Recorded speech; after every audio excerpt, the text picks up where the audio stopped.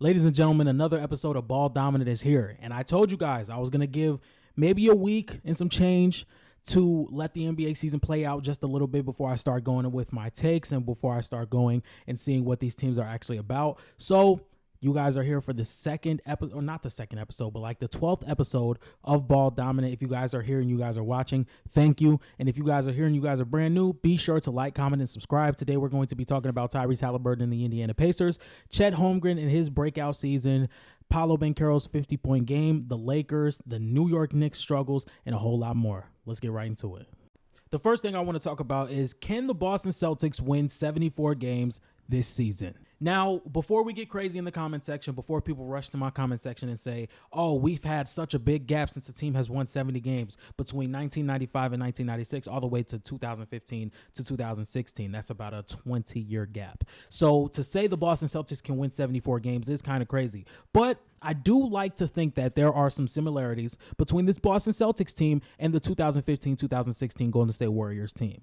The first thing I want to talk about is a lot of people that would go against the fact that the Boston Celtics can win 74 games. And one of the biggest things I've heard is the NBA is a really big talent gap since 2015-16 all the way to 2024-2025. Now, I want to say that I've heard a lot of people say that there are not a Nets team, there's not a 76ers team, not a Lakers team, not a Suns team, not a Timberwolves team that has all finished under 30 games. And if we look at the schedule for the Golden State Warriors have played the Brooklyn Nets twice, won both of those games. The 76ers twice, won both of those games. The Lakers 4 times, went 3-1 against that team. The Suns, they went 4-0, and against the Timberwolves, they went 3-0. And for a team to go 73-9, you really have to take advantage of the teams that you are way better than. And the Golden State Warriors had a significant talent gap against these teams and majority of the other teams in the NBA.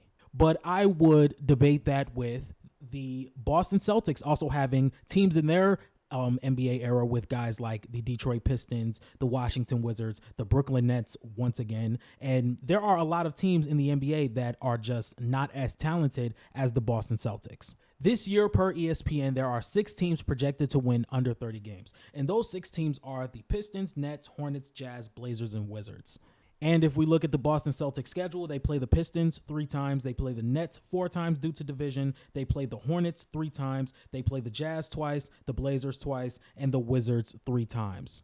And one of the advantages I believe that the Boston Celtics have that the Golden State Warriors did not, the Boston Celtics are in the Eastern Conference, which has been the weakest conference in the NBA for the past few years now. So that means they're going to see a lot lesser teams with a lot lesser talent, whether it's projected to have under 30 wins or not. You're still going to have to see the Bulls multiple times, the Raptors who are in their division multiple times. You're going to have to see the Heat, which there's a significant talent gap. I would think that the Boston Celtics can go on a roll just big enough to where they can find themselves maybe 30-3 or 35-2 or something like that, to the point where they get so deep into the season, maybe 30 games into the season, they look up and they're 31-2 and they're like, why not go for the record? If we just look at some of the Eastern Conference teams that the Celtics have a sizable talent gap, that they would be significant favorites if they were to match up home or away in the Eastern Conference, I think there are a majority of teams in the Eastern Conference I would pick the Celtics for, whether it's against the Wizards, the Nets, the Pistons, the Bulls, the Raptors, the Hornets, the Hawks, the Heat, the 76ers, the Bucks. There's a significant talent gap, just like the Warriors had back in 2016. On top of that, you're going to see a lot of teams in the Western Conference twice a year that you have a pretty high, significant talent gap above as well, like the Utah Jazz or the San Antonio Spurs, who are still projected to have over 30 wins, but I do not think is a 30-33 win team. The Houston Rockets, you have a significant talent gap over. Teams like the Los Angeles Clippers or the Golden State Warriors or the New Orleans Pelicans. There is such a big talent gap between the Boston Celtics and the next best team in the Eastern Conference, or maybe even the second best team in the Western Conference or the third team in the Western Conference, to where you can compare that type of talent gap from the 2016 Warriors to the 2025 Boston Celtics. And one thing I don't believe is talked about enough with comparing the Warriors to the Boston Celtics and why they went 73-9 and why the Boston Celtics can go 74-8 is the scheme. When the Golden State Warriors went out and became 73-9 and won 73 games in that single season, they had a scheme that a lot of teams could not match. There was always a stretch in the late second, early third, or middle of the third quarter where the Golden State Warriors just rained off a bunch of threes to the point where the Warriors could be down 7 points and then you blink and they're up 9. With the three-point shooting of Steph Curry and Klay Thompson and the small ball lineup of Steph Curry, Klay Thompson, Harrison Barnes, Andre Iguodala, and Draymond Green that just could not be stopped, and teams could not match that. To the point where years down the line, there are teams like the Houston Rockets getting rid of Clint Capella, or teams like, hey, Jeff Green, can you play the center? Hey, PJ Tucker, can you play the center? Hey, Rob Covington, can you play the center? And I understand that the Rockets moved Clint Capella because of Russell Westbrook, but it's still not the craziest thing to say that the league was going small and the Rockets wanted to adjust. And I think we're starting to see that with the Boston Celtics. We are starting to get complaints about the NBA to being too reluctant on three-pointers, to where in years down the line, the best way to win, or maybe even right now, the best way to win is to shoot three-pointers at an efficient, high volume, and the only way you give up those threes if it's for an easy layup or an easy dunk. And that is what the Boston Celtics pride their entire offense off of. They're going to shoot threes at an extremely high volume. This season, the Boston Celtics are shooting 55 threes a game. My bad. They're shooting 51. And they're making these three-pointers at a 43% clip. To the point where even when Kristaps Porzingis comes back, they're going to be able to run a 5-out offense to where if you close out the wrong way and Jason Tatum, Derek White, Drew Holiday, Jaylen Brown, they all drive past you. If they drive past you, that is the worst thing you can do. As soon as they get the lane to the rim, somebody's going to collapse, and it's going to be a rotation game until we get an open three or an open dunk, and we just do not have that as much in the NBA as of right now. So much to the point where if the Boston Celtics win again, we're going to see a whole bunch of teams try to recreate this 5-out lineup and shoot threes at a higher volume, to even where we're starting to see teams, for example, the Los Angeles Lakers, who predicate their entire offense on shooting more threes. Another example, the Phoenix Suns with a new head coach in Mike Budenholzer, which was a team the year before was so heavily predicated on the mid-range game, since having guys like Kevin Durant, Devin Booker, and Bradley Beal, who all play majority of their game in the mid-range, they started to push the ball out a little bit more to the three-point line to get that more efficient shot, where three-pointers are more than twos, and having a bunch of guys on the perimeter that can hit three-pointers at a high volume and great efficiency can lead to more open dunks, can lead to more open layups, can put teams in rotation and run around the court like chickens with their heads cut off. So I just think that is a part of this equation that people do not talk about. I think the scheme is so different to the rest of the NBA, and it's the best scheme in the NBA that NBA teams do not have anything to counter it. And now all these teams in the NBA are scrambling to match their scheme because it is the best in the NBA. Very equivalent to what the Warriors did back in 2016. Not only that, the Golden State Warriors had the depth, the coaching, and the defense to where every single night they are going to give everything they have every single night, win games, and end up being 73-9. And I think that is something the Boston Celtics have. They have a phenomenal defense. They're a top 5 offense, a top 5 defense. They have a fantastic head coach. They have 2 guys at the top who are some of the best players in the league. And they're coming off a year where they feel like they have to prove it. And I feel like the Golden State Warriors did the same thing. Prior to that year, the Golden State Warriors went 67-15, and this was a team that was not taken serious because they have not had the championship experience that other teams in the NBA had, like the Cavs, like the Spurs, like the Thunder. And then when they get to the NBA Finals, they go up against a LeBron James-led team with no Kevin Durant or Kevin Love or Kyrie Irving. They end up winning that series in 6, and there was a lot of discourse about how LeBron didn't have his 2 best players and still pushed them to 6 games. So we fast forward to 2024 where the Boston Celtics win a championship and everyone they went against in the Eastern Conference was hurt, whether it's the Cleveland Cavaliers with no Jared Allen or Donovan Mitchell, where it's the Miami Heat with no Jimmy Butler, whether it's the Indiana Pacers with no Tyrese Haliburton. Somebody was hurt in that series. They move on to the Dallas Mavericks, who just had a scheme that did not work against theirs. Jason Tatum moves on to the Olympic Games and gets 2 DMPs in that run, and Jaylen Brown doesn't even get invited. So this Celtics team is coming out hungry, and they're going to try and win every single game possible. So I don't necessarily think that winning 74 games is completely out of the market for this Boston Celtics team. They have the coaching. They have the defense. They have the offense. They have the heavily talented team that is leaps and bounds better than the rest of the NBA. And the one thing I do not think is talked about enough, They have the scheme. The Golden State Warriors were on the rise of a scheme that could not be matched. The NBA was scrambling to match this scheme. And now the Boston Celtics are doing the exact same thing in the NBA, to where they have a scheme that works so well, the NBA is scrambling to find players who can shoot the ball at a high level and defend at a high level to have a sheer chance at beating this Boston Celtics team. Let's take a look at what the New York Knicks just did. The New York Knicks gave up 5 first-round picks, Bojan Bogdanovic, Julius Randle, and Dante DiVincenzo for Mikal Bridges and Karl Anthony Towns. And their main hope was to get more three-pointers up and to have a very spaced-out offense to give guys like Jalen Brunson more opportunities to create. Mikal Bridges and OG Anunoby being their wing stoppers for Jaylen Brown and Jason Tatum, who can also shoot at a high level and who can also defend at a high level. And now Karl Anthony Towns is that stretch big that they can put on the perimeter, so there can be an ultimate spacing lineup to where they can match or try to potentially match the threes that Boston is putting up. So I just don't think that 74-8 is out of the question for this Boston Celtics team. Once again, they have the scheme. Second of all, they have the coach. They have the defense. They have the number one guy. Jason Tatum is playing like a top 5 to 6 player in the NBA at the moment. So all I have to say is don't rule out 74-8 for the Boston Celtics. Chet Holmgren is a generational prospect. He's a generational prospect. Coming into the draft back in 2022, he was a generational prospect at Gonzaga. He was followed heavily in high school, followed heavily in college, and now in the NBA, it looks like he's taking that jump. And what I'm going to do is talk about what I think his ceiling is going to be. Now, so far this season, I think it's about a 3 or 4 game sample size, which he goes against Wemby today as you're watching this. If you're watching this on Wednesday, October 30th, I believe. As of today, he is averaging 24 points per game, 13 rebounds per game, 3 assists, 4 blocks, and 62% true shooting. And there's something about Chet's game that I just really, really gravitate to. It's his aggression. It's his ball handling. It's his shooting. It's his passing. And none of that I just mentioned on the offensive end can eclipse his defense. Chet Holmgren is extremely aggressive. Even though he is skinny and has a slight frame, he loves to be physical. He loves physical contact. He looks like he got a lot better defending in the post. He is a very good shot blocker. He's one of the best rim protectors in the league.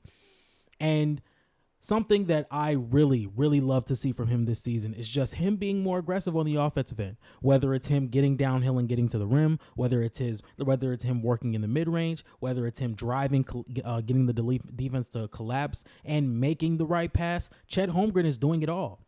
And I've heard people say he's going to be a top 15 player in the NBA. I've heard people say he's going to be a top 10 player in the NBA, and I completely agree with it. And I don't think it's crazy to say at all. And I think in every other draft class or every other rookie of the year race outside of this past one with him and Wembanyama, maybe 2022, 2021, 2020, 2019. I'm not going to give him the 2018 draft class with Luka. Not going to do it. But any other one of those draft classes I just mentioned, Chet Holmgren would have been your rookie of the year. And it really sucks that he's not getting the love that he deserves across the consensus NBA or consensus NBA media, because he was playing his rookie year as the same rookie year as Victor Wembanyama. But I really see a world where Victor Wembanyama and Chet Holmgren are the 2 best centers in the NBA, and it's not even close because of on top of what Chet Holmgren is going to give you offensively, he's also going to be a top 5 defender in the NBA, stamped. With his speed, agility, shot blocking and rim protection, rim deterrence, defensive and offensive rebounding, he's going to be one of the best defensive centers in the NBA. He may be one of the best defensive centers we ever seen. And I shout out to Nerd Sesh, shout out to Carson Breber, shout out to Logan Camden. They talk about Chet Holmgren a lot, and it really made me tune into Chet Holmgren because I'm not gonna lie, at the end of towards the 2022 season and all throughout the 2022 off season, I was in the Navy, as you can see in this picture right here, and I was on deployment, so I couldn't really get through and get really hyped to Chet Holmgren. By the time I got back, he was out for the year, so it's like I didn't really get to build that Chet Holmgren hype, but he is everything I say he is. He is everything people say he is. he is going to be a top 10 player in the NBA. Pair him up next to SGA and J-Dub, who's going to be a perfect, completely fundamentally sound number 3 option. I think Chet's going to be in some MVP conversations, man. I don't know if it's going to be this year. I don't know if it's going to be this year, and it's probably not going to be this year. It's probably going to be his teammate SGA. But I can definitely see a world where Chet finds his way into some MVP voting, like top 5 in MVP voting a few times, because the way he is playing, he's upped his free throw attempts, which means he's attacking the basket more. He's made better reads as a passer. He's starting to break down players on the perimeter, putting the ball on the floor and getting to the rim, making the right decision constantly, offensively and defensively. And he's one of the best two-way players in the NBA already. All right, another overreaction I have is the Orlando Magic and Paolo Branchero. Paolo Branchero had 50 points the other night. He looked truly unstoppable. And we always talked about this jump with Paolo Branchero, and things were looking nasty this offseason to where I had to pull out my phone and record and post it on YouTube. That's how you know. If I'm recording on this device right here, that means it's important, because I didn't really feel like getting my equipment out, or not even equipment out. I didn't just feel like turning on my equipment to where I thought I had to record a video. Like, I just wanted to get it out there to try and slow the media down on Paolo Branchero. We're talking about efficiency and on-off stats for a player's first 2 seasons in the NBA. What are we doing? Paolo Branchero is going to be one of the most physically imposing players in the league for a very long time. This guy is 6'10", and he's built, and he knows how to use it. Now, dare I say, shout out to Mars Talk Sports, my co-host on the Hoop Talk podcast. He said this earlier, and this is a thought I had in my head, you know what I'm saying? But I don't have the Twitter following, don't have the YouTube following, have a little bit of the TikTok following. I got about 3K on there, you know what I'm saying? That's not the flex that a lot of people think it is, because 3K is only 3K, but they're very thankful. Paolo Branchero looks a lot like Zion Williamson and Julius Randle. He really does, but I think he could be better than both of them. He's defensively sound. He rebounds the ball very well. He attacks the rim. And if you have a player who's shorter or slimmer, there's a very good chance Paolo's going to go to the line. There's a very good chance Paolo's going to get an and one. There's a very good chance Paolo's going to finish around the basket. And his mid-range game is sound, 44% from the mid-range. He's about 37% from 10 to 16 feet, and he's about 36% from 10 to 16 feet, and he's about 50% from the 16-foot mark to the three-point line. Paolo Branchero, once he steps up that mid-range shot, it's going to be hard to deal with him. Now, I do have a few complaints. I'm not going to lie. I'm not going to be an analyst if I don't have a few complaints. And a few of those things are, I want to see him work on his touch around the restricted area just a little bit more. We see some of these footages when he's playing against athletes his size. Maybe it's against Bam, maybe it's against Ben Simmons, or maybe he's going up against Miles Turner, who's not the best defender but just has the weight and size. He kind of misses some of the easy shots, or maybe he gets through contact just enough to where he can still get a solid look around the rim and it just doesn't go in. And I think that is something that will be generated or will be improved as time goes along. But as of right now, I would like to see him be a little bit more dominant down low with his physical structure.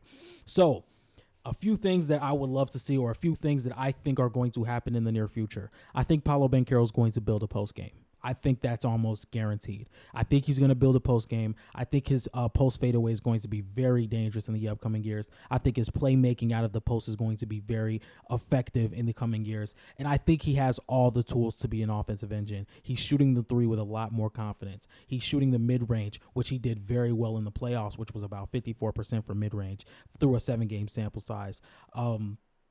I think he has all the tools to be an offensive engine, and this Orlando Magic team is rolling to the point where I may consider them to be a little bit higher than I thought they were. I was very low on the Orlando Magic. I thought they were going to be a 7th seed this year, and that's not because I didn't think they got better. It's just because I didn't think they had the floor spacing necessary to win a lot of regular season games. But if we get Jalen Suggs hitting league average from 3, KCP just being KCP, Paolo Branchero being more consistent with his three-point shot and his mid-range shot, this Magic team is going to be very dangerous because they're already going to be a top 5 team in the league, top 5 defense in the league, you know. So When we look at Paolo's game right now, as of right now, I think Paolo's averaging about 29 points per game, 9 rebounds, and 6 assists. Absolutely phenomenal. Very small sample size, but absolutely phenomenal. So I think he has a lot to build on, but we're definitely seeing the leap. The aggression getting downhill, the mid-range game still being the mid-range game, and him just being confident in that three-point shot. And with Paolo Banchero's game, you don't have to take too much threes because we see a lot of guys who work inside the arc, whether it's the mid-range game, whether it's getting down low. We're starting to see a lot of guys take more threes. And if that's not your game, it's just not your game. You can still be dominant and not be a three-point shooter. You can be a very good mid-range shooter. You could be a very good post player. You could be very dominant inside. And you can still manage a really good offense as that player. You can still become a post playmaker. You can still be a guy who makes the right decision when the defense collapses. You can still be a guy who requires probably the center or a very stocky power forward like an Aaron Gordon type to guard you, play in and play out. And if he's finishing at this volume around the rim consistently and efficiently and he works on that touch, I truly think he can be an offensive engine. I truly think he can be the offensive engine of a championship team. And once again, the conversations got very ugly on Twitter this offseason. They tried to snatch his chain. And I said, Paolo Banchero is one of my favorite young players in the NBA. I'm on record saying it. I've been talking about Paolo Banchero all offseason. So to see this happen, I'm kind of taking my victory lap. I'm not going to lie. I'm taking my victory lap early on into the season because I don't believe this is going to, 29 points per game is kind of crazy. It's kind of crazy. But I do think it can be 25, 9, and 5. That's not crazy. That is not crazy at all. The Magic maybe finish at the 3rd or 4th seed in the Eastern Conference because the Knicks are not looking great right now. The Bucks are old. The 76ers aren't healthy. I can see a world where they finish top 4 in the East. I really can. And y'all going to have to apologize to Paolo Banchero. Y'all going to have to apologize, man. There are not a lot of young players under 25 that I would take over Paolo. Maybe Ant and Wemby and Chet. Because I'm moved. I'm sorry. I'm moved. And this isn't even a guy I was going to, coming into the offseason, I was like, oh, Paolo's better than Chet. 100%. Paolo's better than Chet. And then I start watching film more. I start diving deep on Paolo Banchero's game and Chet's game. And there's not a lot of guys I would take over Chet. But Paolo Banchero, under 25, he's probably number 4. I'm taking him over Ja. I'm taking him over Tyrese. I'm taking him over, Cade. I'm taking him over Scotty Barnes, even though that was a conversation as well that I just don't think holds up. Sorry, Penn. I'm sorry. I know you're probably pissed at that right now. But it is what it is, man. Y'all tried to snatch Paolo Banchero's chain, and you know what them rappers say when you try to snatch their chain. All right, you guys know I wasn't going to go without talking about Tyrese Haliburton and the Indiana Pacers, so let's get right into it. The Indiana Pacers are 1-3, so through a 4-game sample size, which is a very small sample size, don't get me wrong, but it's the first week of the NBA season, so it's time to overreact. Tyrese Haliburton is giving you 14 points per game, 5 assists on a 44% true shooting. And this is something that obviously is not good. We propped up Tyrese Haliburton extremely high on our top 10 point guards list after that one stretch he had in the NBA where he was giving you about 25 and 12 on very, very all-time league efficiency. And we kind of have not seen that since. And it's a conversation that needs to be had because I think the NBA is starting to adjust to what the Pacers are doing. Shout out to Kenny Beecham because he brought this up on Numbers on the Board. And when we look at the stats, man, I mean, Tyrese Haliburton, one, I think is just not playing well in the half court. And I think defenses are starting to take away the transition game, which is what makes the Pacers so dominant or so dominant offensively. If we look at it this season, the Pacers are 22nd in pace. They were second last year in pace. If we look at the Pacers this season, they were 20th in fast break points this season. Last season, they were 4th. If we look at the Pacers this season, they're 16th in transition frequency. Last year, they were 3rd. So we're starting to see a decline in how the Pacers make their offense so dynamic. So if we take that away, right? If we take that away and we look at Tyrese Haliburton as a whole this season, 57% of Tyrese Haliburton's shots are coming from beyond the arc. 57% of those shots. This is a guy who did not average much free throw attempts throughout his career. Maybe 3 to 4 free throw attempts throughout his entire career, if we can take a look real fast. Yeah, so throughout Tyrese Haliburton's career, it's always between 2 to 4 free throw attempts. And the concerning thing I have with Tyrese Haliburton, which is something I brought up in the Hoop Talk podcast, me and Mars brought it up in our top 10 point guards list. Once again, Hoop Talk podcast, the link will be in the description. Check it out every Sunday, 5 p.m. Eastern. He just does not create in the half court as well as you would like to for him to be a top 5 point guard. I don't think he's able to create in the half court like a guy of De'Aaron Fox's caliber, Jalen Brunson's caliber, or Trae Young's caliber, or John Morant's caliber, or Steph Curry, or SGA, or Luka Doncic. Yet Tyrese Haliburton is extremely efficient. He's an extremely efficient three-point shooter, and he's such a great playmaker that we almost have to put him in this list. But if we look at the numbers so far through a 4-game sample size, he's only giving you 14 points per game, 5 attempts from 3, and is extremely inefficient. What is he providing? And I think if you're going to make the Pacers play half court most of the game, that takes away what they're so good at on offense, and they're not a groundbreaking defensive team. I think they're average to below average at best. So if we take a look a little further beyond Tyrese Haliburton getting 57% of his shots beyond the arc, 8.5% from his shots from the restricted area and in the mid-range. And let's just take a look at some of his past few games. Now, against the Orlando Magic, which he had 2 shots in the restricted area, which is solid for Tyrese Haliburton. We don't really see him get downhill and collapse defenses. I think a lot of his playmaking is out of the perimeter, or not out of the perimeter, around the perimeter, or also in fast break situations. Tyrese Haliburton took 2 shots in the restricted area. He took 1 shot in the paint outside of the restricted area, and he took 9 threes. Now, this is an improvement. In the game against the Philadelphia 76ers, he shot 1 shot in the restricted area, but 6 shots in the paint non-restricted area. So he was leaning on those floaters that he loves to do. He was a total of 1 for 2 of floaters and 3 for 5 on layups in general. Now, this is the game I really wanted to harp on. Tyrese Haliburton went 0 for 8 against the New York Knicks, and he shot 0 for 8, and he shot 1 shot in the paint. 1 shot, and I think it was a floater to end the shot clock. But other than that, he shot 7 threes. And the thing that confuses me is we get you're a great shooter.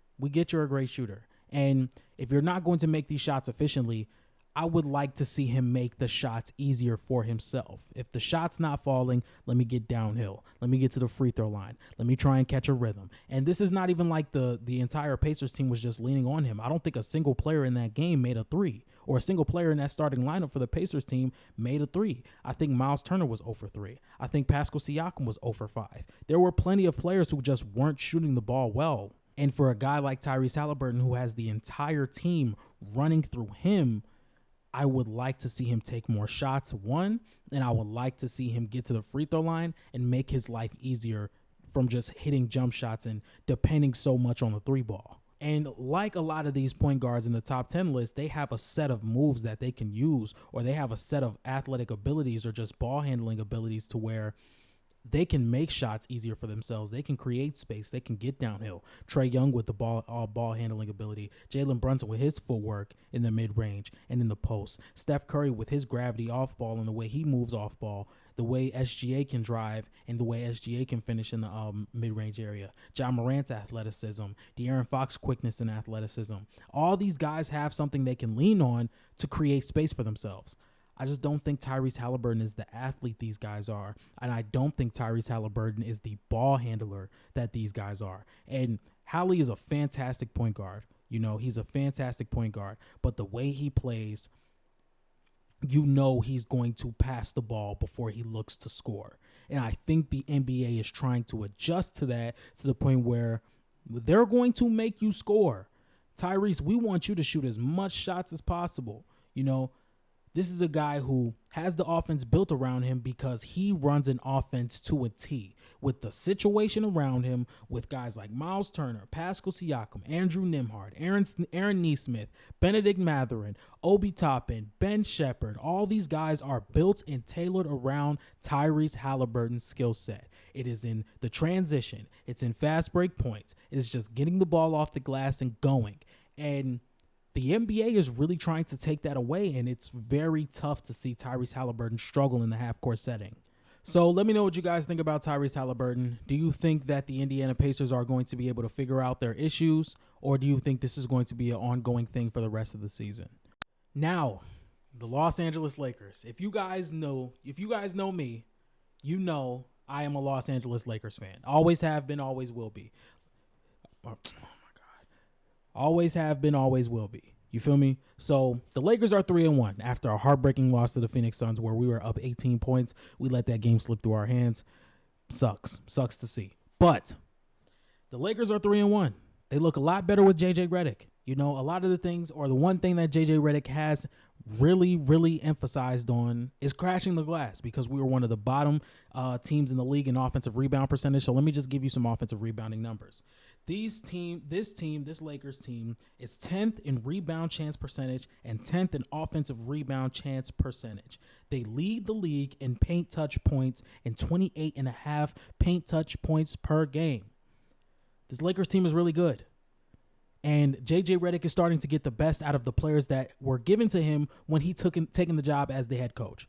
He's starting to get the best out of Gabe Vincent. He's getting the best out of Jackson Hayes. He's getting the best out of Max Christie, even though I think Max Christie has been a little bit underwhelming. We're going to talk about that in a second, because this is going to be the longest part of the episode, because I'm going to talk about my favorite team. I've watched every single game from the start of the season to now. It's not that big of a flex. It's only 4 games, but I'm going to continue to watch every single Laker game unless I have to work or some shit, but it is what it is. A lot of things, you could say a lot of really good things about this. AD has finally taken the leap, you know, and it's not even like a talent leap. What we're saying, or a game leap, or like a progression leap, or a production leap. There it is, production leap. It's just the leap that we've all been waiting for, and that's for him to be the number one on this team. And it's been spoon-fed to him. It's like, bro, become the number one player on this team, because LeBron is 37,000 years old. You know, become the number one on this team. You are more than qualified to be that. And damn it, he has been that. Damn it, he has been that. So far this season, Anthony Davis is giving you 33 points per game, 12 rebounds on 2.5 blocks, on 13 free throw attempts a night. That is the most in his career. I think Austin Reeves has been phenomenal, the way he's been able to figure out a two-man with Anthony Davis, the way he's able to lead the transition, lead the pick and roll, hit open shots, and his rotation defense is very solid to me. I think Gabe Vincent has been playing very well as a point of attack defender, and just being somebody who can come off the bench and hit a big shot. He hit a really big shot against the Suns, and he was following Bradley Beal around very well on defense. And somebody who really surprised me, Jackson Hayes. Jackson Hayes has been getting rebounds. He's been defending. He's been catching lobs. He's been running the floor. He's been making the hustle plays. That's how you stay in a rotation on a team like this. That is exactly how you stay on the rotation. So I'm very happy for Jackson Hayes. Rui Hachimura, making threes, making mid-ranges, getting rebounds. Everybody's crashing the glass. I think Austin Reeves leads them in offensive rebounds per game. LeBron, he's had a few stinkers. I know last night against the Suns where Ryan Dunn locked his ass up. I'm not going to lie. I can't lie here. But it didn't look good, man. And a lot of people are talking about LeBron just not being the same LeBron, and I'm going to tell you why. LeBron James' time of possession per game is 5 minutes. That is the lowest in his Lakers tenure so far. LeBron James, and we're going to talk about how LeBron James is getting his touches now, because I think it is very different. Now, in past years, we've seen LeBron James bring the ball up floor, kind of put his back towards the basket. He's going to dribble for about 4 or 5 seconds until somebody around him finally gets the smart idea to set a pin down for an open three, or just to backdoor cut so LeBron James can make a play. We don't see that as much this go around. LeBron James is mostly getting all of his touches off of attacking closeouts off the catch, controlling transition, backdoor cuts, and pick and rolls, and being the roll man. And I think JJ Redick has been very, very smart of getting LeBron the ball downhill and making it easier for him off backdoor cuts, off being the roll man, because LeBron James is still one of the best players in the league getting downhill. He's going to get fouled. He's either going to finish, he's going to get fouled, or he's going to miss, get the offensive rebound, and make a smart play with the ball. So I think seeing that has made this Lakers offense much better. He averages 3 seconds per touch, which is the lowest in his entire Laker tenure. And this is something we can expect from LeBron all season. Do I think he's going to have that Lakers performance once a week? No. No, I do not. I think that is a once a month or twice a month type of performance. But do I think he can still be an initiator on this team? Yes. Do I still think he's going to run the transition? Yes. The Lakers are a phenomenal transition defense, team as well. I think they're 97th percentile. The way JJ Redick has used non-floor stretching big men to still stretch the floor. And for an example, Austin Reeves and Anthony Davis, Austin Reeves and Rui Hachimura. Let's just use those two. Austin Reeves and Rui Hachimura can be on the floor, and that could be a left wing screen and roll. The defense is going to collapse to that. Whole time, there's a center helping off of Anthony Davis in the corner. Anthony Davis is going to set not a DHO, but an off-ball screen for Dalton Knecht so he can get the ball open in the corner, and the big man does not know about it. So it's basically a 2-on-1, and a guy in the corner has to make a decision. Am I going to help on the roll man, or am I going to help on the open shooter? Because the defense has no idea it's coming. That is a beautiful play in my opinion. He's been using D'Angelo Russell in a lot of DHOs, just getting D'Angelo Russell the downhill ability to where he has a roller and he has an option. That's where D'Angelo Russell is best. I can either throw the lob, I can do my patented floater, I can work in the mid-range, but I kind of want to talk about D'Angelo Russell for a minute. D'Angelo Russell does not fit in this offense. He does not defend, and he just has not been the player he was last season. And this is no hate to D'Angelo Russell. You know what I'm saying? We drafted D'Angelo Russell with the number 2 pick overall in the 2015 draft, and I had a very, very big love for D'Angelo Russell. I thought he was going to be a top 5 point guard in the league one day. I really did. After he averaged 13, 3, and 3 for the Los Angeles Lakers in his rookie season, I thought he was going to be something special. But almost everything we're getting from D'Angelo Russell, we can get from Austin Reeves, and there is a clear need for a point of attack defender in this starting lineup. Matisse Thybulle is on the market. You can get him for a bucket of extra crispy in a 6-pack. Shout out to Chilltown. And let's get to Anthony Davis. Anthony Davis, defensively, offensively, he's been amazing. He's 8th in elbow touches. That's where he works the most. The offensive key, whether it's getting mid-ranges, he's amazing downhill. And he's been way more aggressive, hence him having a career-high year in free throw attempts, which is 13 a game. And he's making about 12.3 of them. Now, I have seen conversations where people are saying the Lakers are the best team in the league. Let's cut it there. Let's cut it short. I am a Laker fan, and by default, we have to have a delusional moment in the season. So maybe my time is coming. Maybe my time is coming. If we beat the Nuggets this season, it's going to get ugly. It's going to get ugly. If we beat the Nuggets this season, even though the Nuggets do not look the best, I'm not going to talk about them in this video, by the way, because I already have a video out on the Denver Nuggets. If you want to go watch, visit the channel. And while you're there, subscribe. But if we beat the Nuggets, man, I'm going to get very delusional. My agendas are going to be pushed off the roof. They're going to be pushed. My agendas are going to be pushed, and it's going to get very ugly. I might lose some subscribers.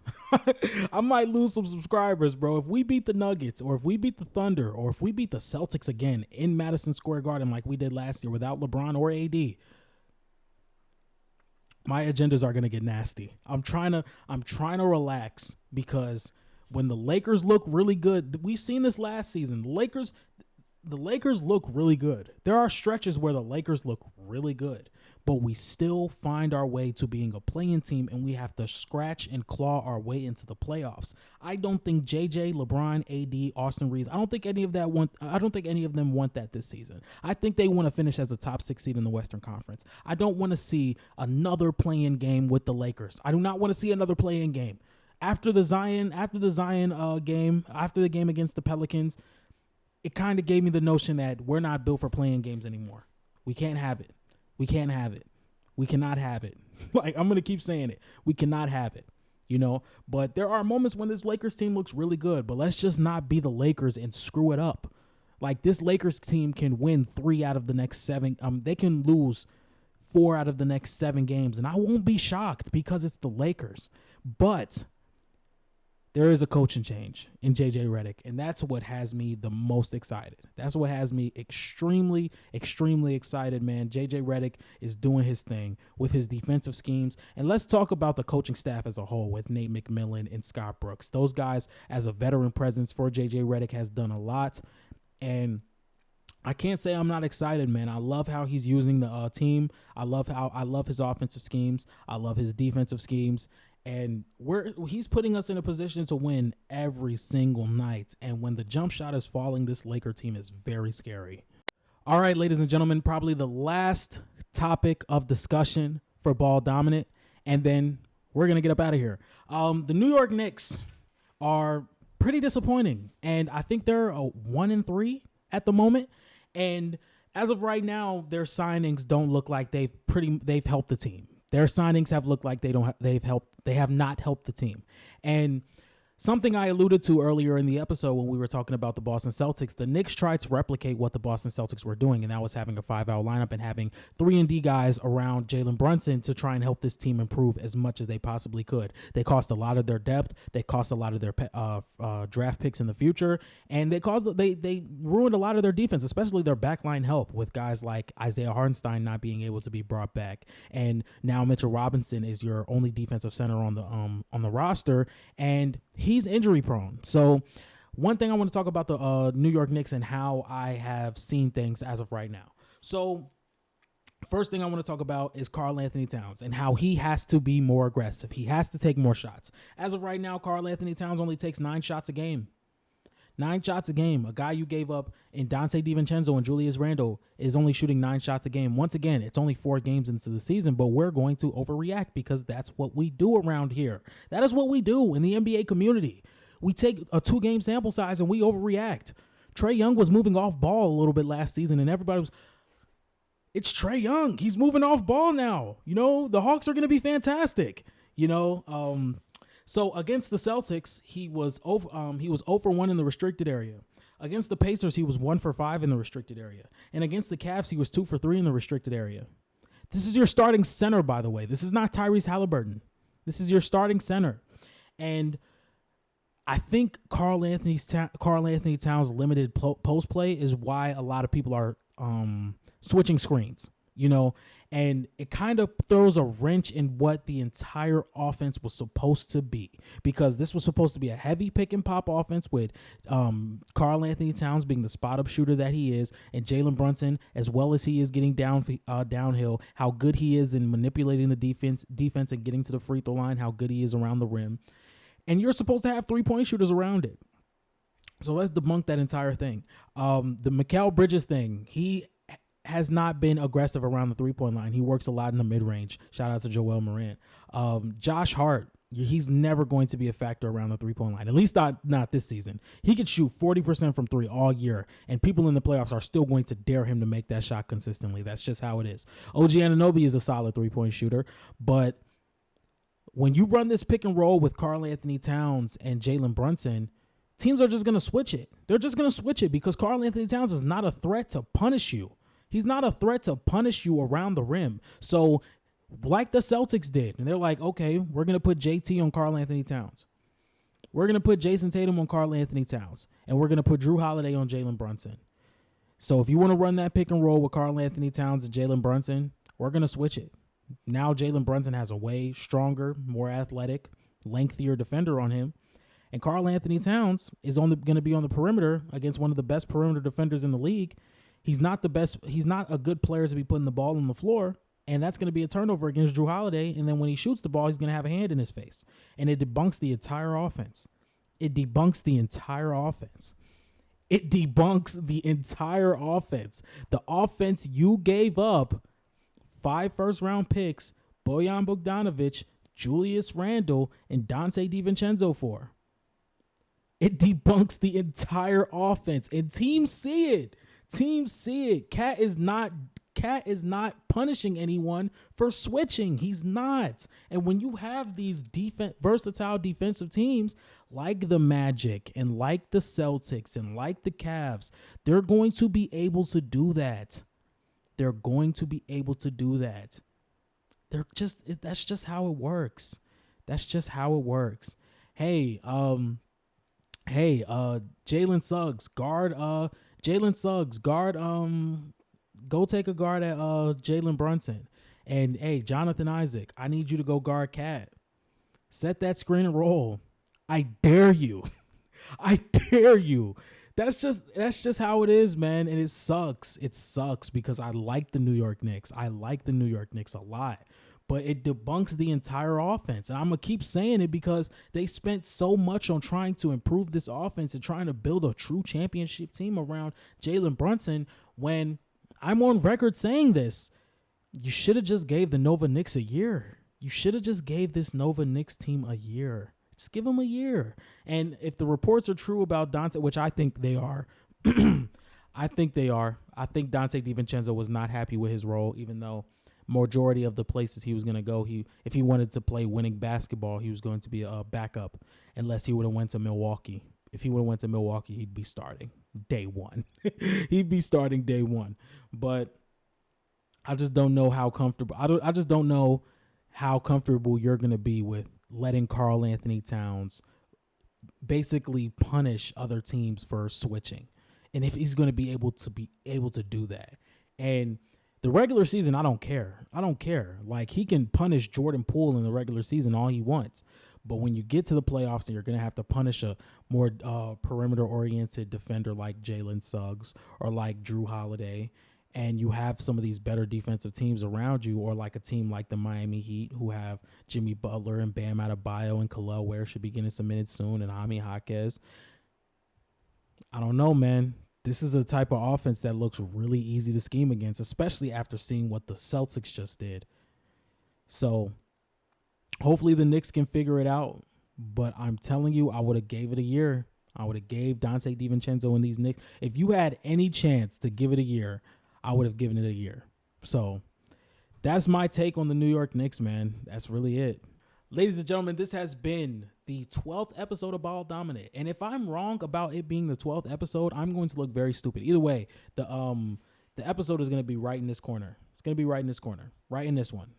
Yeah, there it is. Anyway, the episode is going to be right in the top left corner. If you guys like this type of content, make sure you like, comment, and subscribe. And next episode, we will be talking about the rookies and how they've played so far. I'm trying to give them a week or two, maybe, to really talk about them more. But yeah, man, this has been Ball Dominant. If you guys like this type of content, make sure you like, comment, and subscribe. By the way, the At the Buzzer Sports post-game reviews will be coming back tonight. They will be coming back tonight. A lot of you guys watch them. Some of you guys do. Some of you guys don't. Some of you guys aren't even up. But I barely sleep. So I'm going to be able to push out content. Anyway, I'm out. Peace.